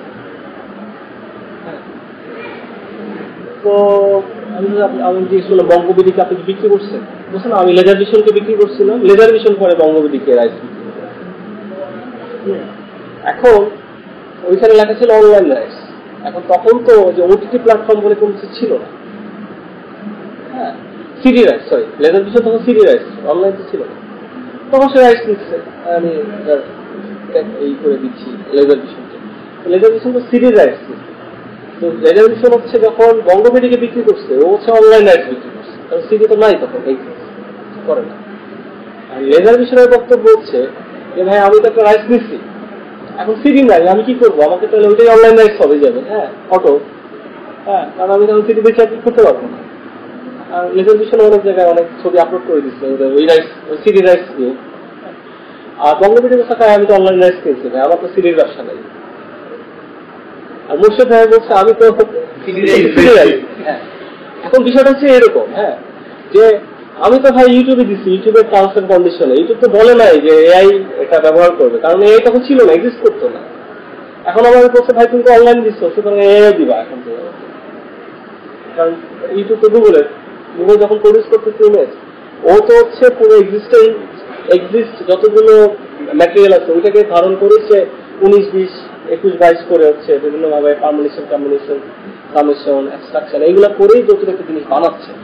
এবং এটা চলবে আগামী হয়তো এই 26-এর প্রথম পার্ট পর্যন্ত। এরপরে ও নিজেই তৈরি করতে পারবে, হ্যাঁ, এরকম বলা হচ্ছে এজিআই আসলে। এইটা একটা ইথিক্যাল ইস্যু, আমার মনে হয় এইটা নিয়ে অনেকেই ভাবতেছে, কিন্তু অনেকে আবার ভাবতেছেও না। অনেকে বলতেছে যে এইটা নিয়ে ভেবে কর্পোরেট জায়ান্টদের কিন্তু আমরা কিছু করতে পারবো না, কারণ ওরা তো না ভেবে নামে নাই। এটি একটা ওয়াকআউট করছিল ওই পর্যন্তই আসে।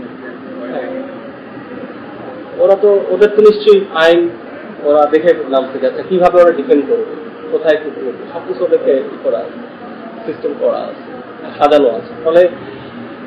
ফলে যেটা বলছি যে এখন আমাদেরকে আরো বেশি সচেতন হতে হবে আসলে। এখন আমি তো তোমার ভয়েস রেকর্ড করে যে আমার এই ল্যাপটপেই আমার এখানে সফটওয়্যার ডাউনলোড করা আছে, I can mock anyone voice, anyone, just একটা আমাকে 10 মিনিটের ভয়েস দাও, ওই ভয়েস দিয়ে আমি যে কোনো কিছু বলা যেতে পারি, এনিথিং। হ্যাঁ, মানে শেখ হাসিনার ভয়েস দিয়ে আমি এখানে পার্থক্য নেওয়া দিতে পারবো, শেখ হাসিনার ভয়েস দিয়ে বলতেছি। হ্যাঁ, হেমন্ত মুখোপাধ্যায়ের ভয়েস দিয়ে বলা যেতে পারবো। হেমন্ত মুখোপাধ্যায়ের অনলাইন অডিও পাওয়া যায়, 10 মিনিট অডিও দিলে ও একটা ভয়েস প্রোফাইল তৈরি করবে, তারপর আমি যে কোনো কথা ওই ভয়েস প্রোফাইলে দিলে ও অটোমেটিকলি জেনে নেবে। ফলে ভয়েসের বিশ্বাসযোগ্যতা নাই। হ্যাঁ, ফলে আমি এখন আদালতে কোনো আগেই নিত না, এখন আরো নিবে না। ভয়েস এবং ভিডিও কোনো ধরনের কোনো থাকবে না, বিশ্বাসযোগ্যতা থাকবে না। ফলে আমার কাছে অনেক ভিডিও আছে, আমি ভাবছি এগুলো কোনোদিন না কোনোদিন এগুলো কোনো ভ্যালুয়েবল জিনিস হবে। এখন এটা হবে না, এখন এটা ট্র্যাশ আকারে পরিণত হয়েছে। আমি অন্তত 20 বছর ধরে সঞ্চিত আছে টেরাবাইট কি টেরাবাইট, আমার এরকম পার্শ্ববর্তী আমার প্রায় 6-7 লাখ টাকা দামের আছে। হ্যাঁ, 6-7 লাখ টাকা করে হবে এই হার্ড ডিস্ক, সেই 2015-16 5-6 থেকে। আমি তো প্রচুর ডকুমেন্টারি বানাই, প্রতি মাসে 2-3টা, যেখানে যাই। তারপর আমাদের এখানে যত মানুষ আছে, বয়োজ্যেষ্ঠ মানুষ, তাদের ইন্টারভিউ আছে আমাদের। এই আনিসুজ্জামান থেকে শুরু করে এই যে হায়দার আকবর খান রণ, মোটামুটি আমার মোটামুটি এখন তো এটা এখন এমন একটা পরিস্থিতি, আমি দেখালে বলবো এটা তো এআই জেনারেটেড পারপাস, এটা হতে পারে। এআই কিছু সিগনেচার মার্ক রাখে, ওরা বলে, এবং প্লাজরন চেক করার মতো একটা ব্যবস্থা আছে। এখন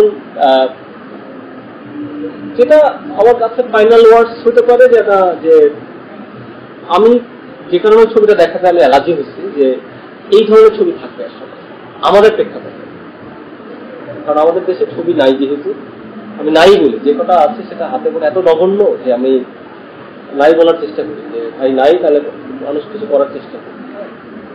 আর আমাদের যে নাটক হয় এটা খুবই, মানে আমি নাটকটা দেখি না, বেসিক্যালি না দেখেও মন্তব্য করতেছি, কারণ আমি যতবারই দেখার চেষ্টা করছি আমি দেখতে পারি না। যে গ্রামের মেয়ে হইলে দুটো বেনি থাকবে, লাল ফিতা থাকবে, হ্যাঁ, তারপর হচ্ছে হইলে কি বলে, ছেলে হইলে হচ্ছে একটা কোমরে গামছা থাকবে এবং বুড়ি থাকবে বিশাল বড় একটা, মানে জোর করে পড়ানো, মানে খুবই টিপিক্যাল আর কি। হ্যাঁ, সুন্দর করে মেকআপ করা থাকবে, মেকআপ করে ধান কাটতেছে, এইটাই পারে অবস্থা। এগুলো আমি গতকাল পরশুদিন আমি চিটাগাং গেছিলাম, পরশুদিন রাতে আমি ট্রেনে ঢাকা মানে ফিরবো, তখন হচ্ছে আমি সিএনজিতে উঠলাম, আমার সামনে দেখি একটা মেয়ে এইভাবে একটা কি বলে টেম্পুতে এইভাবে ঝুলে আছে, ছোটখাটো থাকে। তারপরে ওই যানজট তো ও যাচ্ছে, আমি অনেকক্ষণ ধরে থাকে আছি। হ্যাঁ, ওই মেয়েটাকে আশেপাশ থেকে সকল রিক্সাওয়ালা, মানে হেন কোনো রিক্সাওয়ালা নাই, যানজট তো, প্রত্যেকেই ওই বাচ্চা মেয়েটাকে টেস্ট করতেছে, এবং ওই মেয়েটা ওর যত সর্বস্ব দিয়ে গালি দিচ্ছে এবং গালি দিয়েও আনন্দ পাচ্ছে। এখন ওর তো এইটার থেকে বড় প্রোটেস্ট নাই। হ্যাঁ, ও একটা টি শার্ট আর একটা 3/4 প্যান্ট পরে আছে। হ্যাঁ, তো পিছন থেকে এবং রাত্রে তাই ভাষায় টিজ করতেছে রিক্সাওয়ালারা, মানে রাস্তার মানুষরা। হ্যাঁ, এবং ও যেহেতু এখানে কন্ডাক্টারই করে, এই মেয়েটা কন্ডাক্টার, ফলে এইটা ওর নিত্য নৈমিত্তিক ব্যবস্থা, মানে ওইটা ওর ডিফেন্স মেকানিজম, আমাকে গালি দেবে, আমি আরো 10টা গালি দেবো। ফলে ধরো এই রিয়েলিটি তো আমার এর কাছে নাই ওই জায়গায়।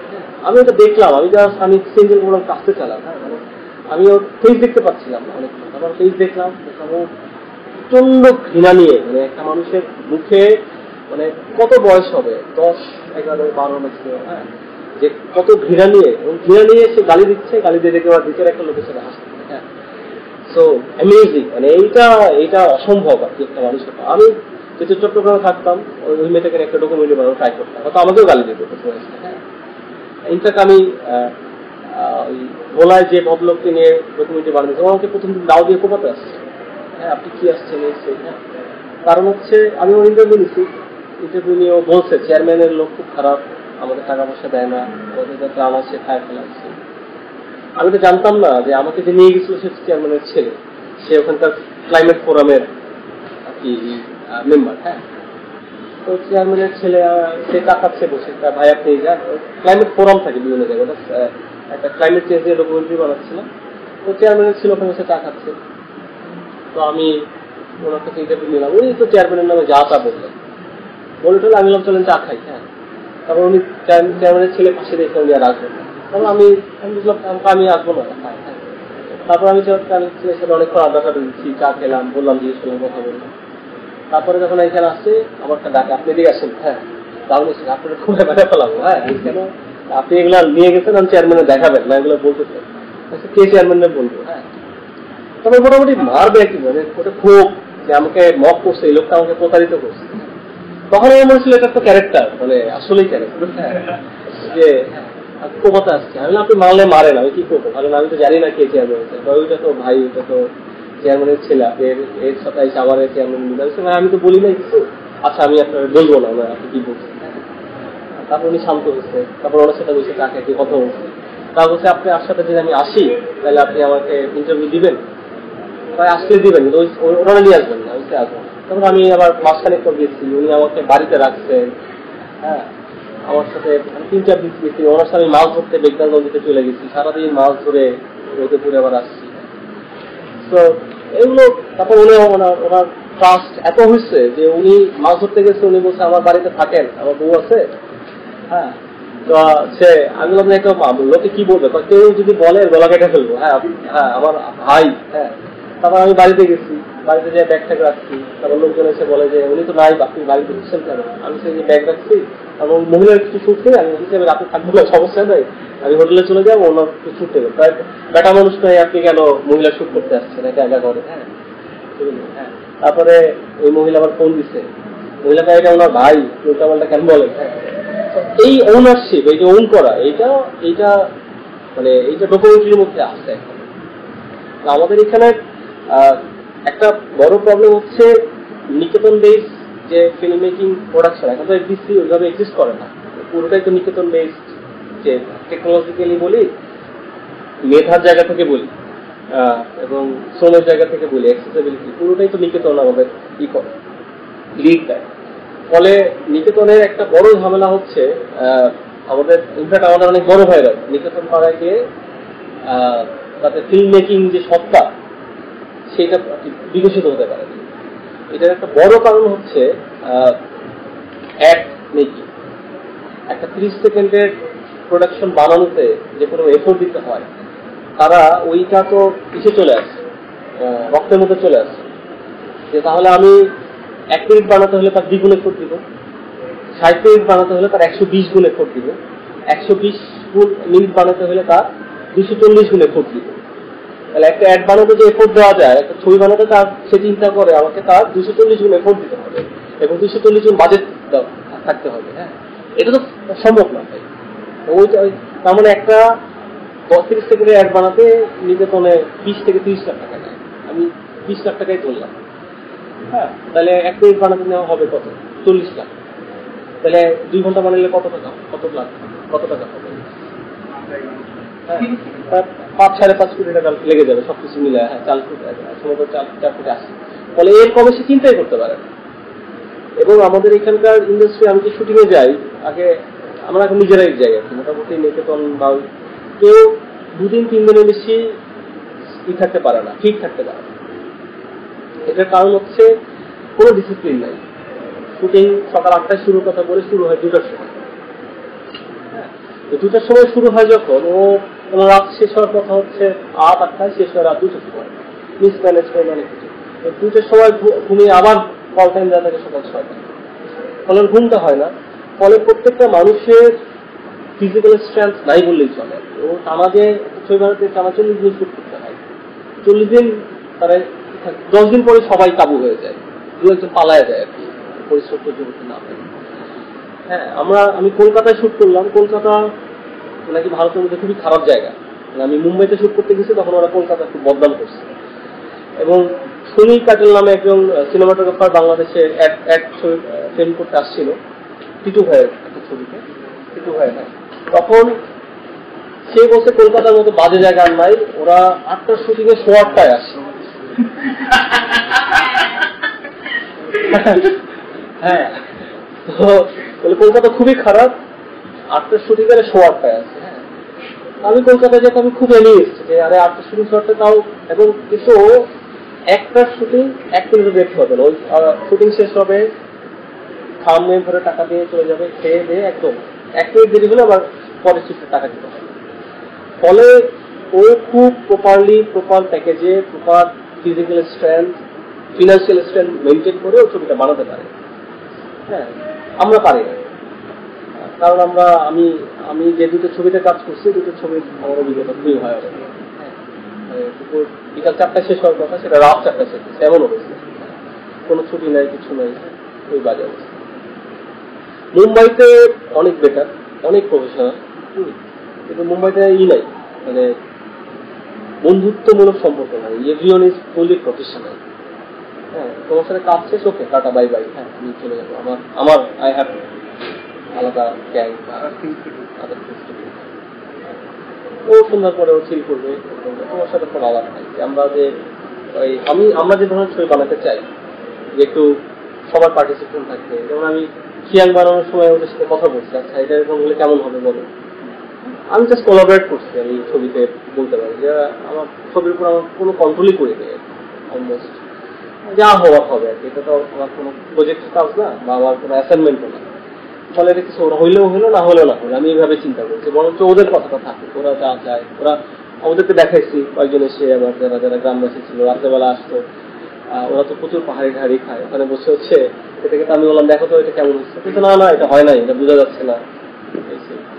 তো এই আড্ডা দিতে আমি ওখান থেকে অনেক ইনপুট নিচ্ছি, তো এটা একটু কালেক্টিভ ওয়েতে ছবিটা পার করেছি। আমি এই ধরনের ছবি আমার মনে হয় থাকবে, আর এমনি ছবিও থাকবে, সেটা কতদিন থাকবে, মানে বা যেগুলো হলিউড, তামিল, বলিউড ফর্মুলার ছবি, সেগুলোর ভবিষ্যৎ খুব খারাপ, ভালো হবে না।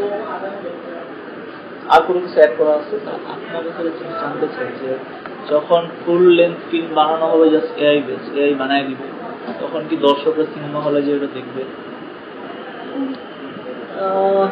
সেটা যাবে। যেমন আমরা এখন হাইব্রিড ফুড খাই, কে অর্গানিক ফুড খাই আমরা এখানে, আমি খাই, আমি অর্গানিক চাল খাই, যেমন লাল চাল খাই, হ্যাঁ লাল আটা খাই, জানি না কি খাই, বলে যারা বাজার জন্য এটা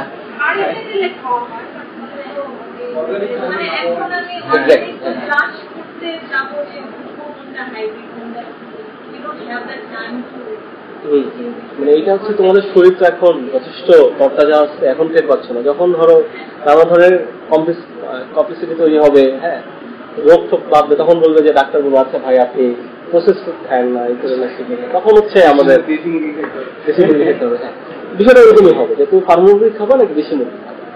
তো ফার্ম মুরগি হয়তো আমরা মাসের 29 দিন খাবো, একদিন একটু দেশি মুরগি খেয়ে আসবে, লাগবে একদিন। আচ্ছা এই ছবিটা ডিউফেসের একজন মানেছে, হ্যাঁ বড় ভাই এই ছবিটা অনেক দেখলাম, একটা এই ছবি দেখে আসছি, মানুষের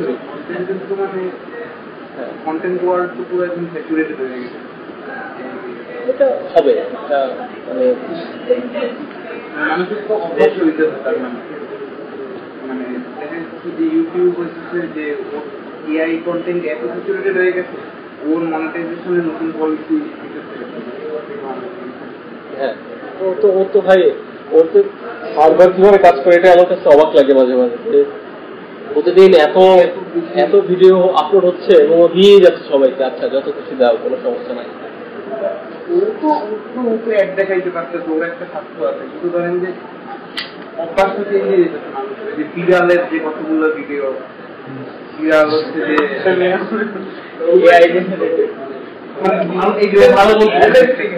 এখন এটার আমি যেটা দেখলাম যে মানে এই কনজিউম কারা করে এই ভিডিওগুলো সব থেকে 1, 2, 3 নম্বরে কারা আছে সবচেয়ে বেশি, কোন দেশে? আমাদের দেশে সবচেয়ে বেশি ইউটিউব দেখা বাচ্চারা। হ্যাঁ, আমরা মাত্র 18 কোটি 700 কোটির মধ্যে। হ্যাঁ, আমরা ইন্ডিয়ানরা। হ্যাঁ, আমরা হচ্ছে 3 নম্বর সম্ভবত ইউটিউব ভিডিওর ভিউইংশিপে সার্চ করে দেখো তো কেউ একজন। হ্যাঁ, যে most viewer according to country wise viewing, আমরা সম্ভবত 3 নম্বর বা 4 নম্বর। ফলে এইটার ভিউ কিন্তু এত বেশি না। বড় বড় আর কি স্কলাররা যাদের ভিউ হয় কত 1000, 2000, 3000 হইলে ওরা, আমাদের এখানে কেউ মানে একটা আমি দেখলাম হ্যাঁ যে 2টো মেট্রো রেলের মুখোমুখি চলে যাওয়ার বিরল ভিডিও। কিভাবে বিরল ভিডিও হয়, এটা 1 মিলিয়ন ভিউ। হ্যাঁ, একটা ছাদ থেকে ভিডিও করছে, বিরল 2টো মেট্রো রেল মুখোমুখি ক্রস করার বিরল ভিডিও। একটা বিরল ভিডিও কিভাবে হয়, মানে বিরল যে এটা তো আমি একটা মেট্রো ঢুকলে আমি মোটামুটি 10 বারই হচ্ছে এটা হচ্ছে। হ্যাঁ, তো এই ভিডিও 1 মিলিয়ন ভিউ। তো পৃথিবীতে এইরকম মানুষ, আমি অন্য কিছু তো শব্দ ব্যবহার করতে পারছি না, এইরকম মানুষ তো আর কোথাও নাই আর কি, এরকম কন্ট্রোল। এটা আমাদের এই সাবকন্টিনেন্টের দিকে পাওয়া গেছে কান্ট্রি ওয়াইজ। ইন্ডিয়া বেশি। হ্যাঁ, ইন্ডিয়া তো বেশি হবে, আমরা মনে হয় 3-4 নম্বরে এরকম হওয়ার কথা ছিল। ফলে এই যে আলাপটা করতে চাইছিলাম যে এই যে ভিডিওর ভিউয়ার এগুলো সারা পৃথিবীতে নাই, পার্টিকুলার কিছু দেশে আছে, তার মধ্যে আমরা একটা। ফলে আমরা এইটা দিয়ে ডিসাইড করছি যে সারা পৃথিবী সবাই মনে হয় রিভিউ দেখতে, কিন্তু সারা পৃথিবীতে অনেক মানুষ কাজ করে দেখেই হচ্ছে পৃথিবীটা চলে, নাহলে কিন্তু পৃথিবীটা চলতো না। আমরা ভয় পাচ্ছি যে আমাদের দেশে কাজ করা মানুষের সংখ্যা কমে যাচ্ছে, রিচ দেখা মানুষের সংখ্যা বেড়ে যাচ্ছে।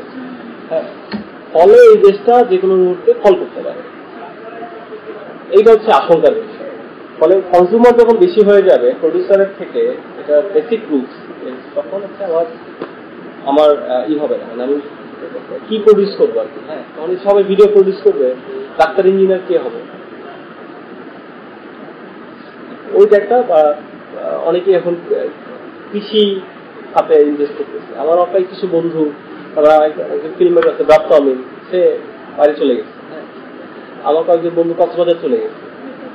হ্যাঁ হ্যাঁ হ্যাঁ,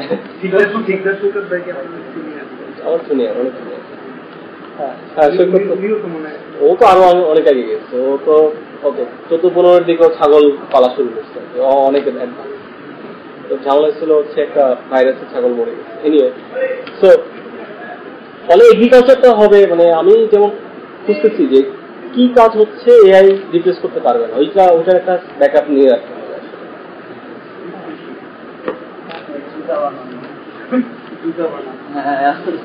একটা যে মিম আসছিল না যে ইলন মাস্ক বলতেছে AI will kill our jobs, নিচে আওয়ার জবস, একটা লোকের নিচে ট্যাগ আছে যে অমুক নাম, নিচে লেখা মরামুরগির ব্যবসায়ী। হ্যাঁ, ওর জব কিভাবে নিয়ে যায়, এরকম কিছু কাজ থাকে। হ্যাঁ, যেমন চায়ের দোকানদার বা ফুড সার্ভিস, এরকম। আর্টিস্টদের কি দাম মানে কমে যাবে না? কারণ একজন জয়নুল আবেদিন হয়ে গেল, তার অনেক দাম থাকে, একজন যে রেগুলার আর্টিস্ট খালি ছবি আঁকে কাজ চালানোর জন্য, পেট চালানোর জন্য, তার অলমোস্ট সেম জিনিসই ক্রিয়েট করে দিচ্ছে। যে কারণে বাংলাদেশের ফ্রিল্যান্সিং বাবদ আয় কমে যাবে। কারণ আমাদের এখানে ফ্রিল্যান্সিং বাবদ যারা আয় করতো তাদের বড় অংশ করতো লোগো ডিজাইন, সফটওয়্যার ডেভেলপমেন্ট, এই দুটো একদম শেষ।